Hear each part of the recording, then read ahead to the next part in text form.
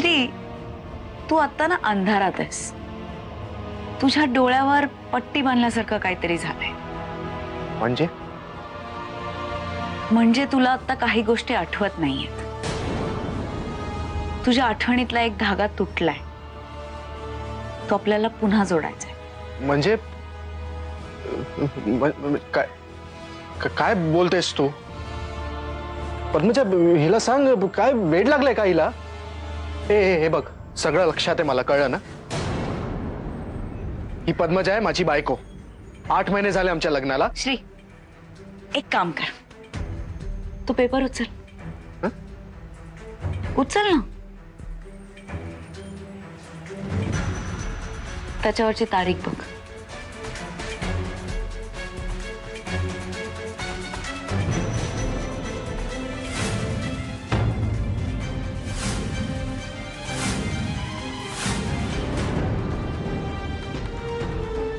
श्री, पद्मजा, ती बाई आणि ती मुलगी ते काहीतरी खेळ खेळतायत आणि आपल्या घराचा ताबा घेतायत. पण मी तसं नाही होऊ देणार. आपल्या दोघांना यातून बाहेर पडायला हवं. पद्मजा, श्री, असं काही नाहीये. नाही, असंच आहे. आता शांतनी बसायचं. मी आत्ताच्या आत्ता जातो आणि त्या बाईला सांगतो, बाहेर निघायला सांगतो. कोणीच नकोय आपल्याला. कोणीच नकोय मला इथे. मला ती आजी पण नकोय. कोणीच नकोय मला. नाही, मला कोणीच नकोय. Shri, please please. आपण आता काय करणार आहोत माहितीये का? आपण त्याच्या पास्ट मध्ये अतिक्रमण करणार आहोत आणि त्याची मेमरी ज्या पॉइंटला थांबलीये तो पॉइंट पकडून त्याला पटवून देणार आहोत की पद्मजा या जगात नाहीये. That's it. It is very simple baby. Simple. आणि या सिंपल गोष्टीला किती वेळ लागणार आहे? अंजली, सायकोलॉजी ना थोडी वियर्ड असते. प्रत्येकाचं मन वेगळं, प्रत्येकाचे विचार वेगळे, हेन्स त्यांची ट्रीटमेंट वेगळी. आणि अनफॉर्च्युनेटली आमच्याकडे कुठला फॉर्म्युला नसतो.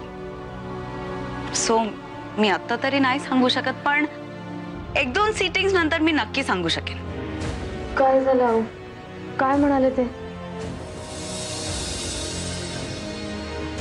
सुधा, 40 गावला अजून पोहोचलाच नाहीये. तुम्ही दुसरीकडे कुठेतरी फोन करून बघा ना. कदाचित ज्या माणसाला तुम्ही फोन केला होता त्याला माहिती नसेल. मी योग्य माणसाशीच बोलले. त्याची माझी ओळख आहे. असं झालं असेल की ते 40 गावला जाता जाता मनमाडला उतरले असतील. आपले जुने कस्टमर आहेत ना तिथे. मनमाडला थांबला असेल तर चांगलंच आहे, पण सारखं असं वाटतंय की काहीतरी विचित्र घडतंय. काय झालं? काही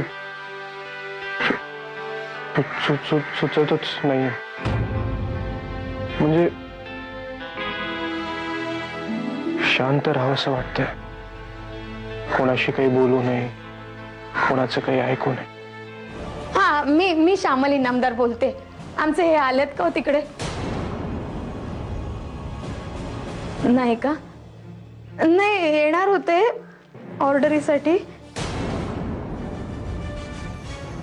काय सांगता? मनमाडचा सराफ बाजार 2 दिवस झाले बंद आहे. तू जे काय करतेस ना त्याच्याबद्दल माझं काहीही म्हणणं नाही, काहीही तक्रार नाही, पण जे काय होतंय ना. डॉक्टर तन्वी बद्दल बोलताय ना? अहो, मला असं वाटतं की आपण तिच्यावरती थोडासा विश्वास दाखवावा. कधीतरी अनोळखी लोकांवरती विश्वास दाखवायला काय हरकत आहे? कदाचित आपण जो विचार करतोय तो चुकीचाही असू शकतो. अंजली, त्या तन्वीवर किती विश्वास ठेवायचा मला माहित नाही, पण माझा तुझ्यावर पूर्ण विश्वास आहे. तू जे काय करशील ना ते योग्यच असेल.